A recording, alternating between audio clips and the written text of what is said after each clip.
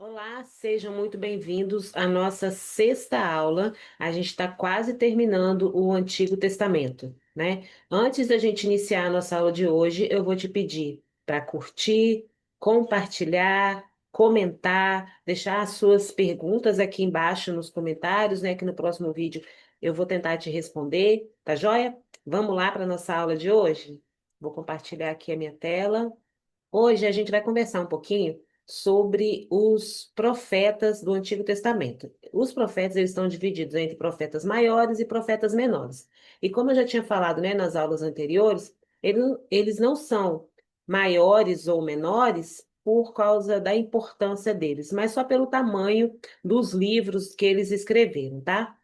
Os profetas, eles eram pessoas que não faziam rodeio, sabe? Aquela sua amiga sincerona, que quando é para te colocar nos eixos, ela fala o que precisa ser falado. Então, esses eram os profetas. Eles estavam assim, no meio do furacão, no meio do caos, tudo acontecendo com Israel, né? Povo dividido, povo idólatra, né? E sendo exilado, e guerras, né? E o país sendo invadido, e o povo se afastando de Deus. É nesse cenário que os profetas são levantados por Deus para darem os avisos, para darem os chamados de Deus ao arrependimento, os chamados de Deus ao seu povo, para que eles voltem aos trilhos. Esses são os profetas. Qual que era o contexto geral, né? Quando esses profetas estavam atuando ali em Jerusalém? Foi do período do oitavo ao sexto século antes de Cristo. O reino de Israel já estava dividido, lembra? Reino do norte, que era Israel, que tinha 10 tribos, reino do sul, que era Judá, com 2 tribos. O povo estava completamente afastado de Deus, idólatra, não tinha mais, não seguia mais as leis que eles aprenderam lá com Moisés. Esquece. Durante esse tempo, a Síria, a Babilônia, a Pérsia já eram impérios crescentes ali ao redor de Israel. Era uma geopolítica fervilhante, sabe? Assim, não era nem uma guerra fria, não, porque Israel foi invadido várias vezes, né, por esses impérios. Então, assim, era uma geopolítica muito delicada, entendeu? E os profetas, eles estão ali, ó, no olho do furacão, com essas guerras, com as invasões, com o cativeiro, com cidade destruída. Entendo, gente, que eu estou passando com vocês livro a livro, né, os históricos, os poéticos e tudo mais, mas eles foram escritos, as coisas aconteceram mais ou menos na mesma época. O que estava acontecendo aqui nos livros históricos, por exemplo, os profetas estavam falando aqui nos livros proféticos. Tá? Então, quando a gente fala dos impérios da Babilônia, da Síria, a gente repete isso porque era mais ou menos a mesma época que essas coisas estavam acontecendo. A gente só está pensando os personagens, né, de cada época, ok? Hoje a gente vai falar de Isaías, Jeremias, Lamentações, Ezequiel e Daniel. De novo, não é uma aula de teologia, é uma aula de estrutura da Bíblia, tá bom? Então, bora lá. Isaías, ele é o cara da esperança, tá? Porque ele era de Judá, ele estava ali mais ou menos no século 8 antes de Cristo.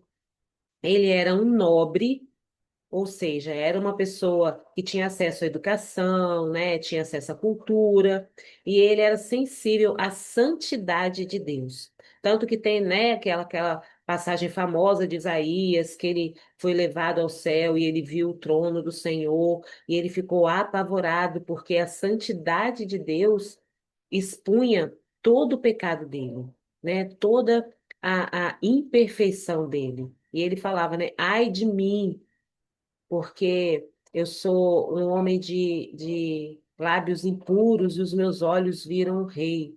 Ou seja, ele era tão apegado à santidade de Deus que o próprio Deus o levou para conhecer a sala do trono. Olha que coisa maravilhosa.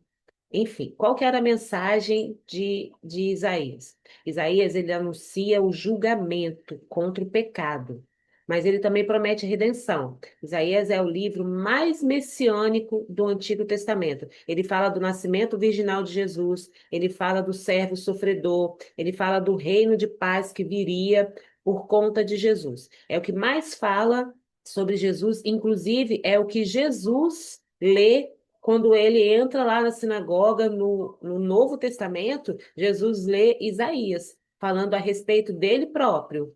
Isso está na Bíblia e quem assistiu Chosen também viu. Isaías, ele é como uma trombeta, né? Ele faz soar o alerta, sabe? Como se fosse aquele alerta de míssil mesmo. Mas ele também é um cara das promessas. Tem muitas promessas no livro de Isaías. Isaías, ele aponta para Jesus claramente, não é nem de uma maneira metafórica, porque ele fala em detalhes, séculos antes de Jesus nascer, como que seria, principalmente em Isaías 53, onde fala das dores que Jesus sofreria por nossa causa. Jeremias é o profeta chorão. A gente tem Jeremias e Lamentações de Jeremias. Jeremias, ele era jovem, ele atuou em Judá antes do exílio da Babilônia. Lembra que o povo foi invadido e foi levado para a Babilônia e tudo mais? Ele era um cara muito sensível, muito sincero e profundamente emocional. Por isso que ele é chamado de profeta chorão. Jeremias foi rejeitado, foi preso, foi considerado traidor pelo seu próprio povo, tá? Ele profetizou a queda de Jerusalém com lágrimas e continuou, e mesmo assim as pessoas não ouviam ele. Ele estava profetizando que Israel ia cair, não com felicidade, não zombando de Israel, mas ele estava sofrendo por causa disso e ninguém deu ouvidos a ele. Mas ele também trouxe uma das promessas mais lindas da Bíblia, que Deus fala: darei a vocês um novo coração, escreverei a minha lei no interior do coração deles. Gente, olha que promessa mais maravilhosa, né? Hoje em dia, a gente pode pedir por essa promessa na nossa vida, sabe? Principalmente para quem está começando agora. Ai, Senhor, é tão difícil ler a palavra, é tão difícil ter disciplina, eu não consigo entender. Faz essa oração. Pede a Deus para que Ele escreva a palavra dele no seu coração e Ele vai fazer. Jeremias é como uma carta de amor que está meio amassada, sabe? Mas mesmo assim, ela é uma carta de amor. Lamentações, que também, né, foi escrito por Jeremias. Nesse livro, Jeremias é como uma mulher que está em luto. Qual que era o contexto?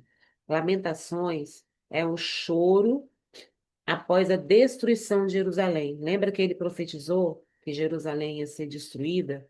Então, ele profetizou chorando e depois ele relata isso também, né? Como se fosse um choro, um lamento, porque as ruas estão vazias, os muros estão caídos, o povo foi levado cativo. Qual que é a esperança que tem no livro de Lamentações de Jeremias? As misericórdias do Senhor são a causa de não sermos consumidos, e ela se renova toda manhã. Esse é um versículo que consola muito meu coração, porque, né, como eu venho falando ao longo dessas aulas, nós não somos perfeitos, nós somos pessoas, nós somos santos lutando contra o pecado. Nós não somos pecadores tentando ser santos, tá bom? Nós somos santos lutando contra o pecado. Mas de vez em quando a gente erra, né? De vez em quando a gente peca mesmo. Tem coisas na nossa vida que são um processo. E às vezes, quando a gente está passando por esse processo, fica fácil da gente tentar aplicar a nossa pobre justiça própria contra nós mesmos. Da gente mesmo se julgar, da gente mesmo se condenar. E aí, quando a gente lembra que a misericórdia do Senhor ela se renova a cada manhã. Isso dá um consolo, porque a cada manhã eu posso agradecer a Deus pela misericórdia dele e me achegar a ele, mesmo sendo quem eu sou, mesmo você sendo quem você é, porque a Bíblia mesmo fala, a carne milita contra o espírito e o espírito contra a carne. Essa nossa luta contra o pecado, ela é diária, né? E às vezes a gente cai, às vezes a gente tropeça, às vezes a gente perde. E muitas vezes o diabo usa isso para vir aqui no nosso ouvido, ó, e falar mal da gente mesmo. Só que isso não acontece como se fosse uma pessoa externa falando, entendeu? É como se fosse a minha própria mente falando, na primeira pessoa. Ah, porque eu não tenho jeito, ah, porque olha só o que eu fiz, porque eu nunca vou mudar, eu não consigo, né? E esse versículo ele nos reaproxima de Deus. Essa voz, ela quer nos afastar do perdão, da misericórdia, do amor de Deus. Mas esse versículo nos traz de volta, porque a gente lembra que a misericórdia dele se renova todo dia, todo dia. Todo dia tem um estoque novo de misericórdia sobre a minha vida e sobre a sua vida. Lamentações é como um diário de luto de uma pessoa que está enlutada, está, né, falando ali, descrevendo ali naquele diário. Ela aponta para Jesus porque Jesus também chorou por nós, né? Lá no Getsêmani, quando ele carregou todo o peso da nossa ruína, todo o peso da nossa ruína emocional, espiritual, física, moral, tudo estava sobre ele ali. E ali ele lamentou, e ali ele chorou. E eu fico imaginando quantas vezes que Jesus se afastou, né, para ir para o deserto orar, quantas vezes ele não chorou, fora os que estão registrados na Bíblia. Porque todo líder, todo pastor, em algum momento chora pelas suas ovelhas. E eu tenho certeza que nesses períodos que Jesus teve de se afastar, de ir para o deserto para buscar Deus e de orar, ele chorava por nossa causa, sim. Ezequiel, o profeta das visões. Ezequiel, ele profetizou durante o exílio da Babilônia. Lembra que a Babilônia invadiu, levou as pessoas todas e tal, e Ezequiel, ele foi levantado profeta nessa época. Ele era um cara muito visual, muito ousado, muito performático. É o cara do Vale de Ossos Secos. Você já ouviu essa história? Né? Do Vale de Ossos Secos, que Deus o leva para lá em espírito, deixa ele lá no meio dos vales, no meio dos ossos e tudo mais. Então, assim, as visões de Ezequiel são sempre visões assim muito vívidas, né? Ele fala dos anjos, de uma roda dentro de outra roda, enfim, as visões dele são complexas e são intensas. Ele fala, ele tem a visão, como eu falei, né? Da roda dentro de outra roda, que são os querubins, serafins, nem sei qual que é exatamente a classe de anjo que ele viu, mas era, né? Patentes altas. Ele viu o vale de ossos secos, o novo templo e a glória voltando, o novo templo de Israel e a glória voltando. Enfim, ele teve visões intensas, né? Ele teve performances dramáticas, ele usa sua performance dramática para transmitir a mensagem. Ó, ele fica deitado de lado por dias, ele queima cabelo, ele cala a boca, fica quieto. Tudo isso para mostrar quão sério era o pecado e quão real era a restauração. Depois, quando vocês forem ler Ezequiel, vocês vão ver um monte dessas coisas que ele faz, entendeu? Esses atos proféticos que ele faz, como se fosse uma sombra da realidade, uma sombra daquilo que estava no espiritual e queria vir para o real, para o físico. Ezequiel é como se fosse um filme cheio de efeitos especiais. Sabe, gente, leia Ezequiel como uma criança. Deixa o seu lado imaginativo aflorar. Pede ao Espírito Santo para te revelar as coisas, para te dar visões, sonhos. Pede ao Espírito Santo quando você estiver lendo Ezequiel, sabe? Se deixe ser levado, deixe-se ser levado pelo Espírito Santo nessas visões. Como que Ezequiel aponta para Jesus? O Filho do Homem aparece várias vezes. O Espírito que ressuscita os ossos é o mesmo que vivificou Cristo, é o mesmo que nos vivifica hoje. E ele é o bom pastor que Ezequiel promete, é Jesus. Daniel. Daniel é um livro complexo. Ainda bem que isso aqui não é uma aula de teologia, né, amados? Senão a gente estava no sal. Daniel é um livro muito complexo. Daniel, ele era nobre, judeu, e ele foi lá para o exílio na Babilônia. Ele foi um dos que foi levado para o exílio na Babilônia, e aí ele foi galgando, né, a sua autoridade dentro daquele reino por conta da fidelidade dele a Deus, de não se contaminar. Daniel que foi para a cova dos leões, depois vocês vão ver, vão ler lá o livro. Daniel ele se destacou como conselheiro de reis babilônicos, né, que ele ficou lá no exílio persa. Ele se recusou a comer da comida, lembra que ele pediu ao carcereiro, olha, não dá da comida do rei para gente, não. dá só legumes e água e tal, e você vai ver que a gente vai ficar mais forte que os outros que estão comendo tudo que o rei mandou dar. Ele era o cara que orava 3 vezes por dia, mesmo sem poder, né? Não obedecia decretos para adorar outros reis, e mesmo assim Deus o honrou. As visões de Daniel, elas antecipam os impérios da Babilônia, da Pérsia, da Grécia e de Roma, e antecipam o Messias. Daniel é como uma janela que mostra o céu. Você estava na terra, mas como se tivesse uma janela aberta mostrando o céu. Ele aponta para Jesus. Jesus se refere a si mesmo como filho do homem em Daniel 7,13, e Daniel mostra o reino que jamais será destruído, o reino de Cristo. Gente, Daniel, ele tem muitas profecias. Ele tem muitas profecias, profecias que vão se cumprir lá em Apocalipse, profecias que estão se cumprindo. Daniel é um livro complexo, mas ele é um livro complexo para mim, para você. Ele não é um livro complexo para o Espírito Santo, ok? Lembre-se do nosso combinado. Antes de começar a ler, ore. Peça ao Espírito Santo para caminhar com você e te mostrar todas as coisas. Como que os profetas maiores apontam para Jesus? Em Isaías, ele é o Messias, né? Como eu falei, ele descreve abertamente como que seria o Messias, o nascimento, etc. Em Jeremias, ele é a nova aliança que vai escrever a palavra dele no nosso coração. Em Lamentações, ele é um choro, o choro do líder pelo seu povo, assim como Jesus chorou por nós tantas vezes.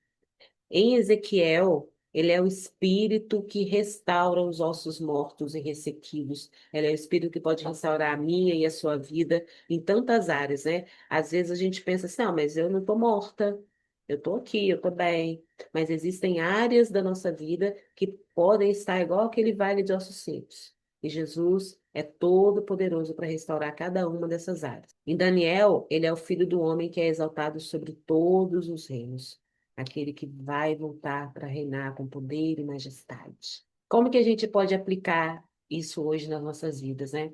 Deus ainda levanta vozes proféticas, não foi só na época da Bíblia. A gente precisa aprender a ouvir essas vozes, porque a gente não pode fazer como fizeram com Jeremias, que não ouviram, atacaram, cancelaram, né? Se a gente pudesse dizer isso. Precisamos aprender a ter humildade e ouvir os profetas desse tempo.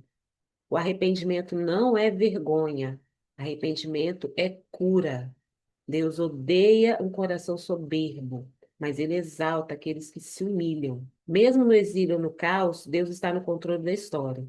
Às vezes a sua vida está um caos e você está buscando a Deus, você está santificando e você não sabe por que certas coisas estão acontecendo. Apenas confie. Entregue tudo para Deus, seu medo, suas dúvidas. Entrega para Deus e confia que Ele tem o controle de todas as coisas. Você pode ser fiel em qualquer ambiente. Assim como Daniel foi fiel na Babilônia. Ele era novo, ele foi exilado, foi para um reino que ele não conhecia, de uma língua completamente diferente da dele. Ele poderia se submeter, sabe? Ficar ali quietinho, na maciota, não contradizer e tudo mais, para não sofrer. Mas ele resolveu se posicionar por fidelidade a Deus. E Deus honrou. Então, você pode ser fiel no seu trabalho, você pode ser fiel na sua roda de amigos que não são cristãos. Você pode ser fiel na festa de família, na festa da empresa, em qualquer ambiente que você estiver, você pode ser fiel a Deus. A esperança não morre, porque a esperança é o próprio Jesus. Jesus é o cumprimento de todas as promessas. Você pode ter essa esperança em Deus, porque a nossa esperança é o próprio Jesus, que é todo poderoso e imortal, invisível, mas real. Conclusão. Os profetas maiores, eles mostram que o coração de Deus é um coração de um pai. Um coração de um pai não é um coração mole, é um coração firme, é um coração que sabe dizer não, é um coração que põe de castigo, mas é um coração que ama, um coração que dá a própria vida, né? Eu não sou mãe, mas eu tenho certeza que vocês que são pais dariam sua vida pelo seu filho, né? Assim é Deus. Ele diz não, ele põe de castigo, ele açoita, que é o que está escrito na palavra, mas por amor. Jesus é a voz final de todos esses clamores. Tudo aponta para Jesus. Na próxima parte, na próxima aula, a gente vai falar sobre os profetas menores. que são livros menores do que esses que a gente falou agora, tá? Eu espero que até que essas aulas tenham te ajudado muito. Não se esqueça de ativar o sininho, de compartilhar, de deixar seus comentários, as suas perguntas, e não se esqueça de inscrever no canal, e a gente se vê na próxima aula.